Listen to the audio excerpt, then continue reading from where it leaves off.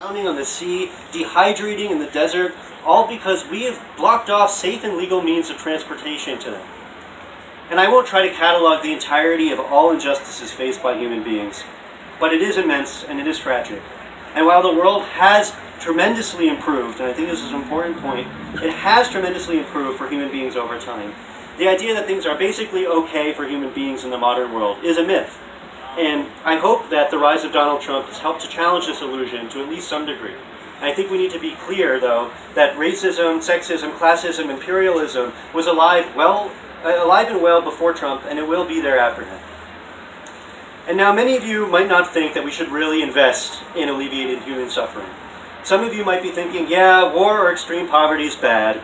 Yeah, every life has value. Yeah, all suffering matters. But come on, human suffering just pales in comparison to animal suffering. And to be honest, in an important way, I believe that is the truth. Even if we were extremely speciesist, even if we said torturing a human being is 1,000 times worse than torturing a fish, we should still agree that there is more animal suffering in the world. Literally trillions of fishes are killed every single year, tortured for human food consumption, left to suffocate on the decks of fishing boats. Not to mention the billions of chickens and cows and pigs and rats and mice and dogs and cats that are killed as a result of human exploitation. And some of you might say that on top of that number, there are just so few people that are working on this issue. After all, there's way more mainstream support, Jay, for criminal justice reform or LGBT rights or immigrants' rights. Shouldn't I be using my limited time and energy to fight for animals? And again, I have to be honest. I think these are really, truly compelling arguments. And I've been totally unsatisfied with the typical responses to the arguments that I've seen. It's become fashionable to repeat the mantra that, quote, there is no hierarchy of oppression. The implication being that we should just concede that there's no meaningful way to step back and decide what to work on. I reject this view. To be clear, I think that the ability to step back and decide which cause do I want to work on, it is a privilege. It's a privilege that my mother doesn't live in fear of deportation. It's a privilege that my brother doesn't live in fear of being assaulted by the police. It's a privilege I don't have to worry about whether I'll be able to make rent next month. It's a privilege that I wasn't too depressed to get out of bed this morning. And it's a privilege that nobody ever shames me for who I love. But for all my privilege, I too live with a lot of suffering. I suffer as a witness to all this trauma around me. And there is a growing body of research on vicarious trauma, demonstrating the immense toll that it takes on us to truly immerse ourselves in the suffering of others. And in my mind, we are really living in a war zone. As I stated before, the scale of human suffering and severity of animal suffering is just incomprehensible. But on the battlefield, we have to do triage, and we are forced to make an uncomfortable choice about how to spend our limited time and resources on this earth.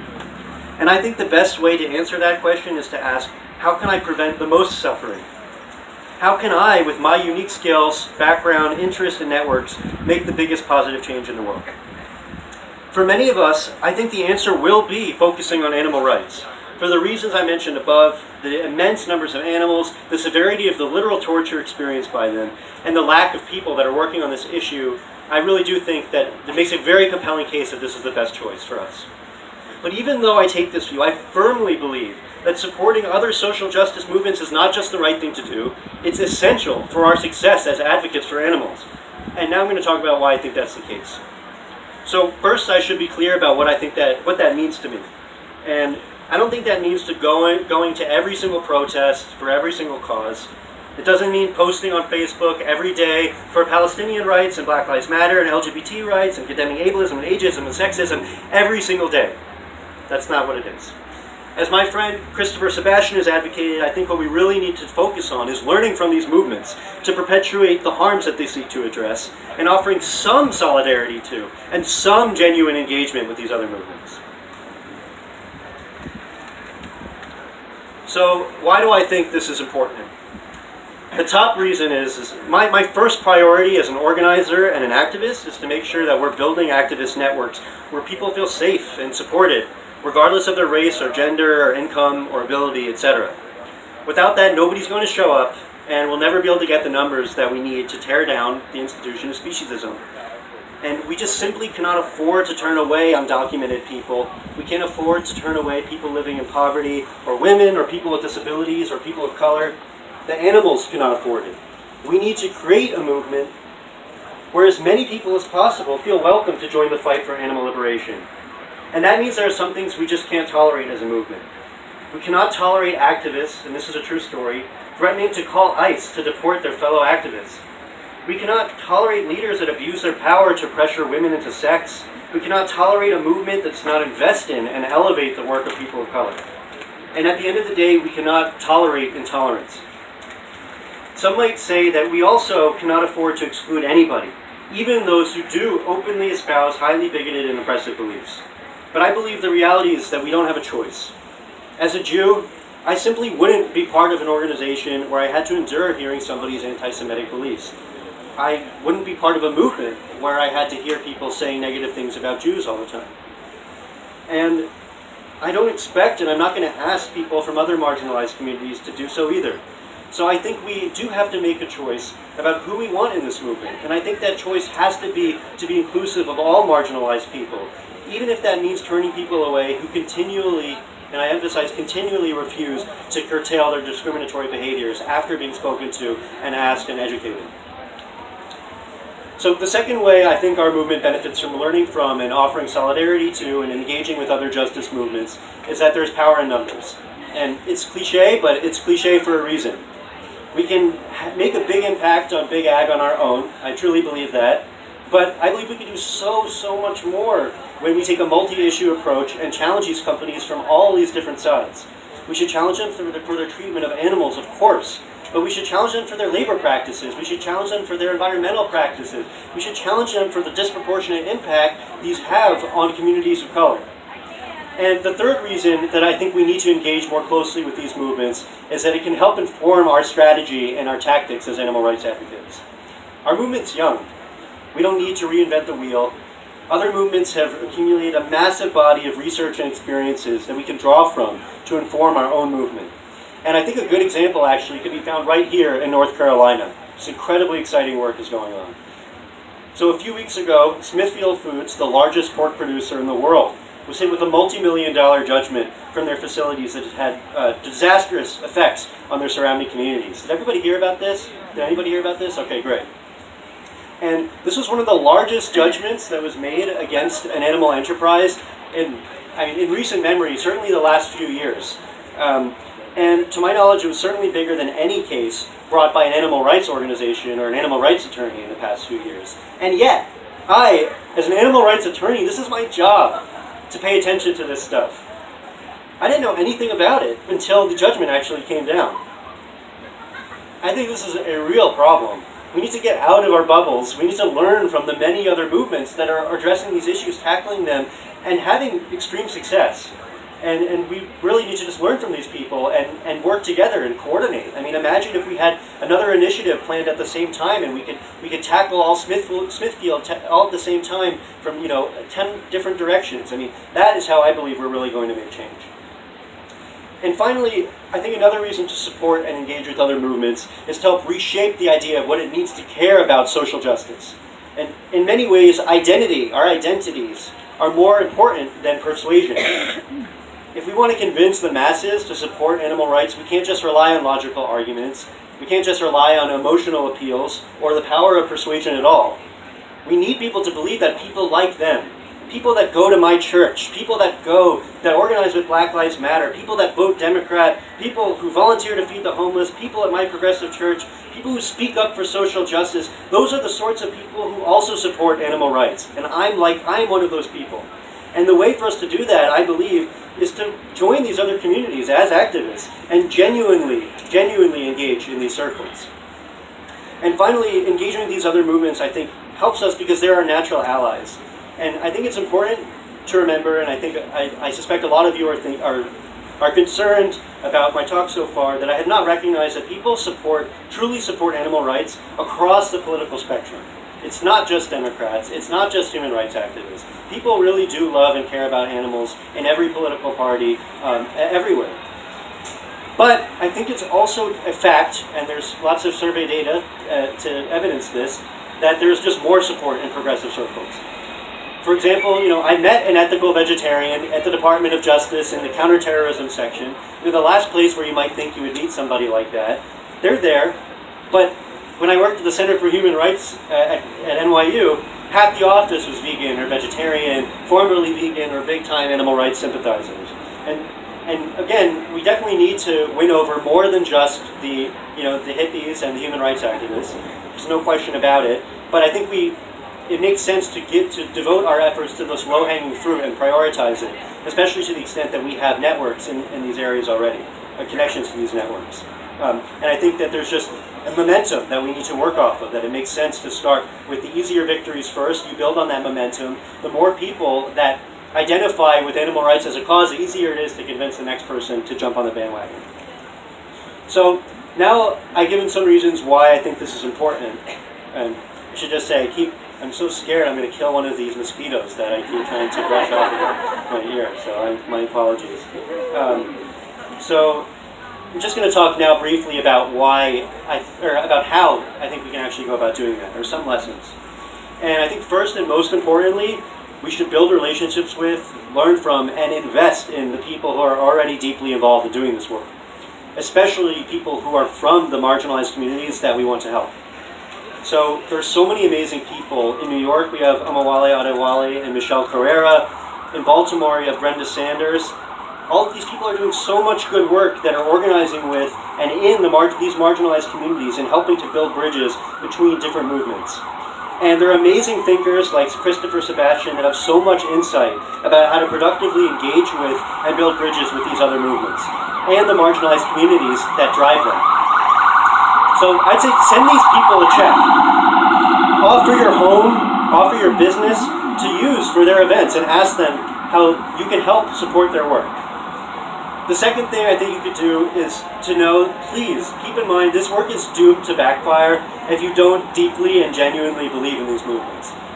If what I'm saying today does not speak to you, if you don't feel fire in your belly when you hear about police brutality or about immigrants being separated from their families, this work is not for you. And there are plenty of people out there who do genuinely believe in these causes, and it's these people that we really need to be our ambassadors for the movement. We need people to genuinely, and I should be clear, I think you should care about these causes regardless, but until you do, this is not the work for you. There really needs to be no doubt as to why you were there showing up at a Black Lives Matter protest. It shouldn't be, no one should suspect you have some ulterior motive, and you shouldn't, to just simply be there to promote your cause. So, I strongly advise you don't show up to your first Black Lives Matter protest with a sign that says, "Vegans for Black Lives." Show up, build relationships with these people, demonstrate that you are genuinely committed. And the last thing we need is to be accused of co-opting these other movements. So please be careful and consider it, and genuinely make your support genuine, or don't support at all. And I have to say, I am totally guilty of this. I cringe when I think about some of the things that I said on Facebook, a few years ago, just as a new activist. I always cared about these other movements, but I would post things that were nominally about these other causes, but where it really couldn't have been more obvious that I was trying to sell animal rights, first and foremost. That is just not a good way to build trust. Imagine just somebody doing the same thing from one of these movements in our circles. We would not look well upon that. And we'd be skeptical of them, and we would not do their cause any good. So one thing I am proud of, though, is my work with the Center for Human Rights and Global Justice at NYU, which did ultimately adopt a vegetarian food policy. And when I started working there, and something I should just mention, there's very limited jobs available to us in the animal rights movement. And I think a great thing to do that's very effective for many people is to try to find work in other causes that you care about, where there are more opportunities, and ultimately use this to help build bridges between our movements. So when I started working at the Center for Human Rights, I'm going to be honest, I wanted more than anything in the world to turn everybody vegan, because that's what I want to do wherever I go. I wanted it to be, I wanted them to adopt animal rights as a substantive part of their work, because that's who I am, and that's what I believe in. But at first, I didn't walk in with, my "it's not food, it's violence" sign, as much as I would have liked to. I made it my top priority to focus on the human rights work at hand. I worked really hard to advance the center's goals. I attended meetings and events and became a true, good faith member of the community. I became friends with them, and it was real. I believed in the work, and I loved my colleagues, and I ate vegan food at our meals. And people asked about it. The topic came up organically, as it does. You know, we always get accused, why are you always bringing up veganism and animal rights? Of course, it's our friends and families who will bring it up every single time. But I talk, you know, when given the floor to speak about it, I talk about it. And I talked openly about it and said exactly what was on my mind. I did not hold back. I said that I believe that eating animals is immoral and is inconsistent with our values as human rights activists. And people were challenged by that. But I was kind, you know, I said, I don't hate you, I love you, you're my friends, you're my colleagues, I support you. And I believe this is another essential lesson, that our allies, they're not all vegans. Our allies are people who care about animal rights and support. There are tons of people who support and believe in a vegan world who are not yet vegan. These are the people, these allies are everywhere. And of course I think they should be vegan, I think everyone should be vegan. But we need to be able to build connections with these people and embrace them into our advocacy and act and work together with them, as I'll talk about here. So, you know, I just spoke respectfully to my boss and my colleagues about my views on animal rights. And one day, after I had, you know, demonstrated I was a real part of this community, she says to me, you know, Jay, you're absolutely right. We as a center need to take a stand on this issue. And then they adopted an all-vegetarian food policy and made a public statement in strong support of animal rights. And again, I emphasize, this woman, she eats animals. And, you know, that makes me very sad. But her contribution to our movement as somebody who took this center and made an institutional commitment and sent this message that at least when we get together, even if I'm not perfect, even if I'm doing something that I think is wrong, when we get together as human rights activists, we care about animals. We say we care about animals, and we do not eat their bodies. That, I think, is way more powerful than a lot of private, you know, vegans who have never engaged in any kind of public advocacy. And we need these people. We need to embrace these people. We need to empower these people and work together with them wherever they are and seek them out. And again, all of this was possible because I did believe in human rights, and it wasn't just a show. So now I want to end with one final tip for how to build connections with other movements. So remember how you felt when you first went vegan. I know I felt so betrayed by everybody, by my friends, my parents. How come you never told me? How could there be so much suffering hidden and ignored from the public view? I'm sure a lot of you can relate to this. It was like waking up in the Matrix. You know, all around me was this violence and cruelty just lurking beneath the surface. And even 8 years later, I'm still learning about. I mean, every day I learn about a new horrific way that we abuse animals that I didn't know about before. And I promise you the same thing, sadly, is true for human suffering. We need to question the conventional assumptions behind power and inequality in all of its forms.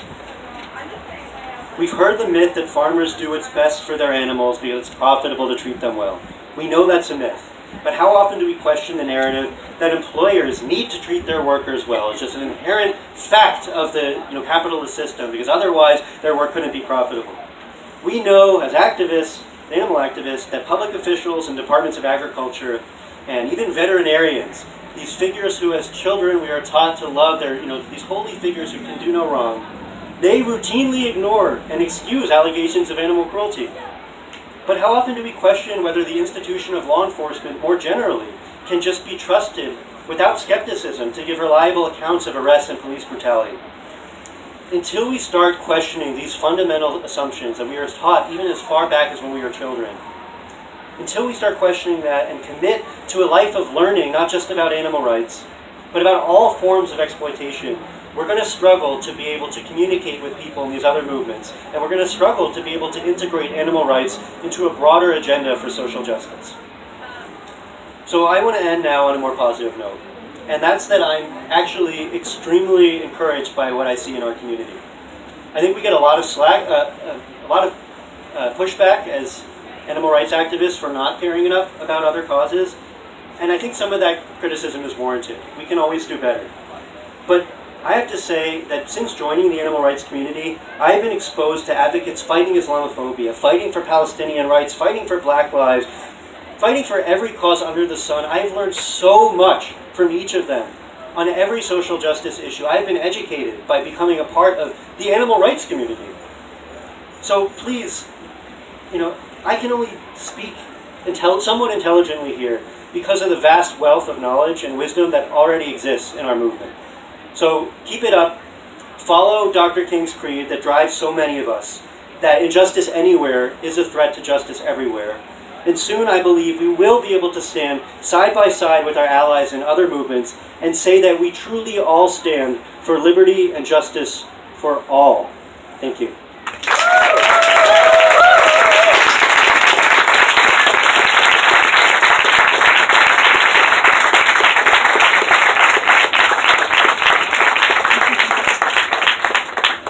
So I guess we do Q&A for a little bit. I have a question. Sure. Yeah.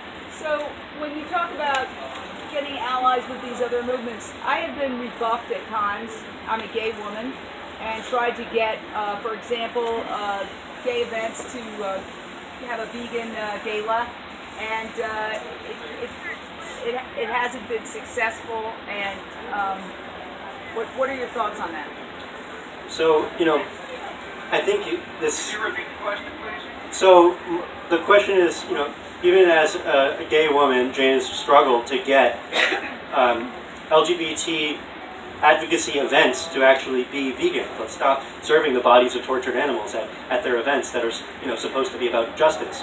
And so, and she's asking for any tips or advice on that. And my one thought about this is just what I was saying before, that I think until, it's really hard, even I think if you are a member of the marginalized community, it's really hard when you're an outsider to a particular organization to really have influence over an organization. And so it's really key for people, and I don't know, Jane, to what extent you were actually, an organizer with these groups, but the more deeply we are actually involved in the organizing, if I just wrote to my Center for Human Rights and Global Justice one day and said, I'm a human rights activist too, why don't you guys should go vegetarian or vegan, it just wouldn't have happened. I had to be a part of, I had to work with them. I had to really get to know them. I had to be friends with them. I had to really gain their deep, respect, and I had to become friends with them. And so I think this is, maybe perhaps one piece of advice is that really embedding ourselves in these communities can be a way to push certain intransigent groups or events over the edge to embrace it. But I wish I had a better answer. Yeah. Sure. Yeah. May I offer a thought on that same subject? And I think you said it in your speech very well, sometimes keeping it simple to what you personally feel passionate about, and realizing that there's a diversity all around us, and those diverse issues don't always perfectly fit with the other diverse issue, but they can, and they can ally. You mentioned it's hard for you as a Jewish person to feel comfortable with anti-Semites. Well, what if there was then the question gets, is it what about Zionism or Zionist Jews? What about the ones that see that as a thing that they don't quite understand how big of a problem it is, but they do empathize with animal rights? I think the point is finding the common ground, and of course speaking your mind, what you feel passionate about. And if you can't be a part of one group or another, just stick to what you're passionate about, and So that would be, I think it would be difficult, but I think the gist of it was really a comment on the importance of, as advocates, instead of trying to necessarily say this is objectively the right thing to do, you could say this is what I believe, and sometimes that might be more persuasive to people. Is that, yeah. So I'm not sure how I feel about that. I think that sometimes could be effective, but I was very, I think we should be unequivocal that even if we are saying we think it's wrong, I do want to emphasize that I think that we've, as a movement, we have overly tried to compensate for this narrative of the preachy vegan and not speak the truth. And I think that for me, what has been more effective than anything is being unequivocal and saying what needs to be said, and the truth, that animal exploitation in all of its forms is simply unacceptable. So I actually was thinking I want to add something to to James' question, that I think there also could be more organizing within our movement, more affinity groups. So it's not just one gay woman who's reaching out to this event, but that there are multiple people that are doing it in organized fashion.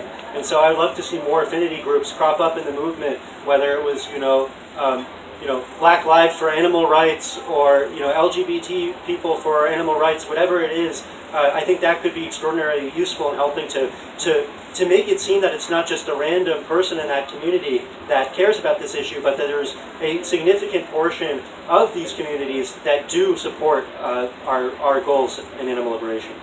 So. This is a little sort of outside the scope of what you were talking about, but I've kind of asked everybody at VeganFest about this. The current administration in particular is rolling back a lot of animal protections that already exist, as few as they are. The Endangered Species Act, that kind of thing. Are you aware of any legal organizations or anything that we can contribute to monetarily that also promote veganism? I mean, I just can't seem to find anything remotely that talks about that. I asked Wayne the same thing, and he was like, yeah, I don't know if there's anything, but sort of asking everyone in hopes I can find.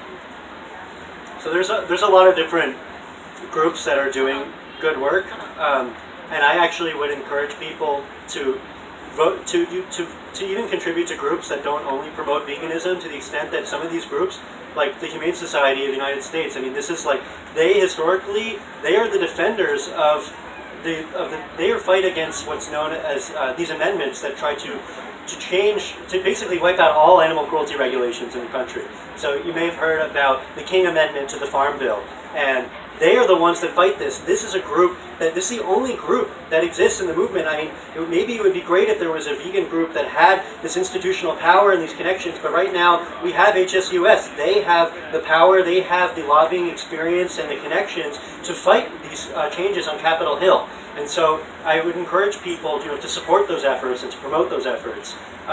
But there are tons of other groups doing work fighting against the Trump administration's agenda. PETA, has filed a lawsuit to get these animal cruelty records. I don't know if you've heard about this, that were basically hidden. They used to be public records, but hidden by the USDA, unhidden.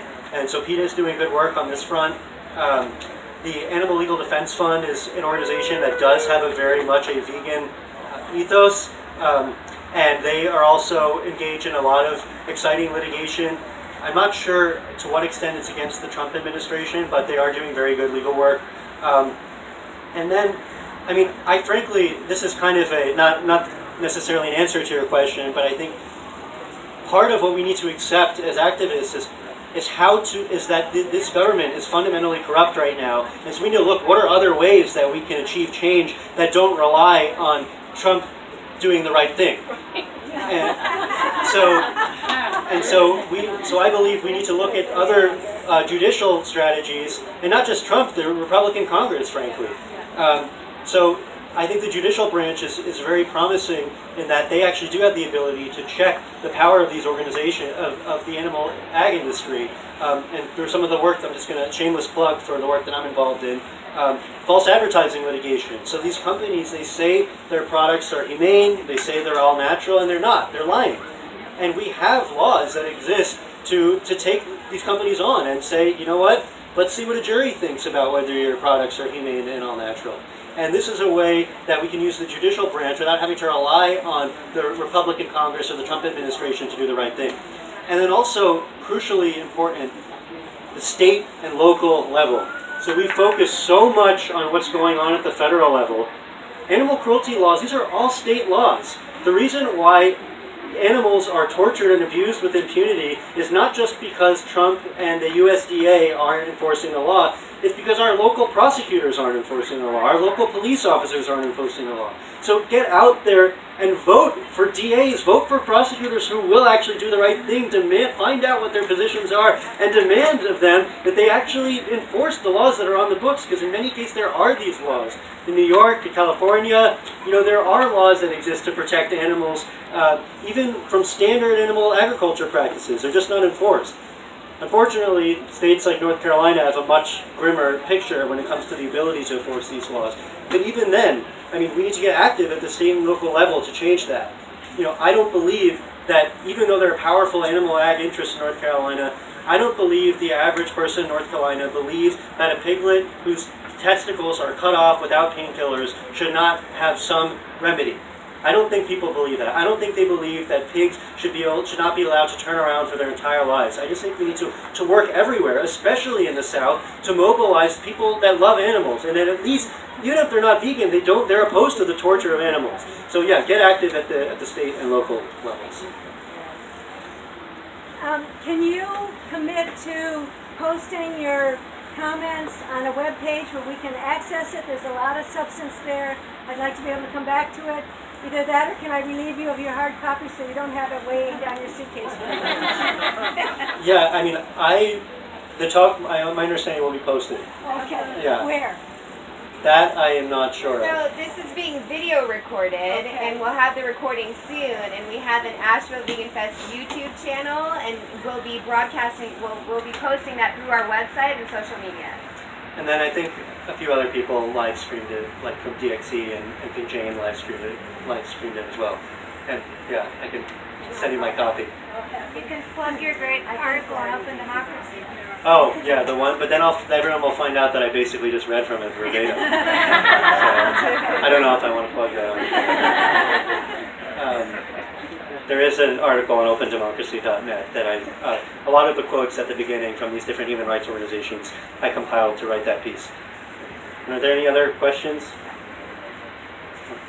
First of all, I'm so scared I'm going to kill a mosquito. Hashtag shit vegan sex. Yes, exactly. So like, sometimes I'll notice, vegan advocacy that I think is fine. And then I'll see later, they've been like called out in an intersectional group or something, and I'll be like, oh yeah, that was pretty tone deaf.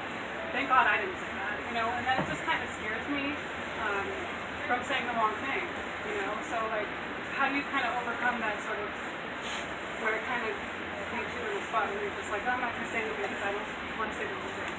Yeah, so the question is, how do we speak our minds as animal rights activists and address these different intersections without being exposed to what I view as a very toxic call-out culture, where if you say anything wrong, it feels like people are going to say you should be excommunicated from the movement forever.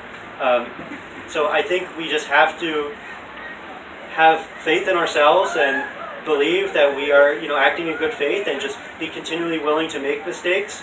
And we need to, I think, fight against this call-out culture and instead embrace a culture of learning and mistake-making, and recognize that I'm going to say something that's going to be offensive, but that shouldn't stop me from continuing to speak, but then learning from my mistakes and apologizing when you mess up. I mean, this is something that we just have to accept.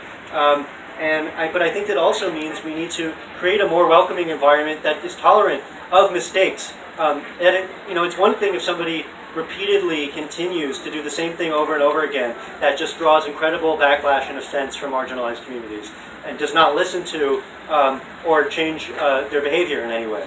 But we have to accept that just because somebody says something, even something really awful, doesn't define them, doesn't define them forever, and that we need to give people a chance to make mistakes and do the right thing. We need to stick together and support each other, and not be, and I think also the key thing is, let's not contribute to this toxic culture of screenshotting and blasting people over the internet.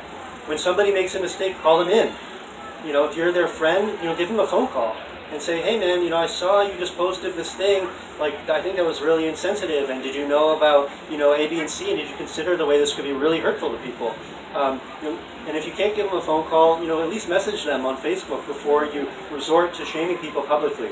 That's not going to create the world where, if we really want people to improve and learn and be better across this wide range of extraordinarily complex issues, and they are complex, we have to create a culture where making mistakes is accepted.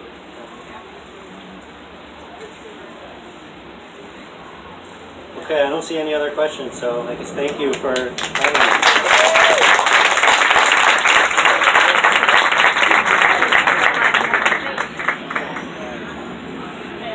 Just wanted to thank Jay again for the work that he does and for being such a powerful advocate.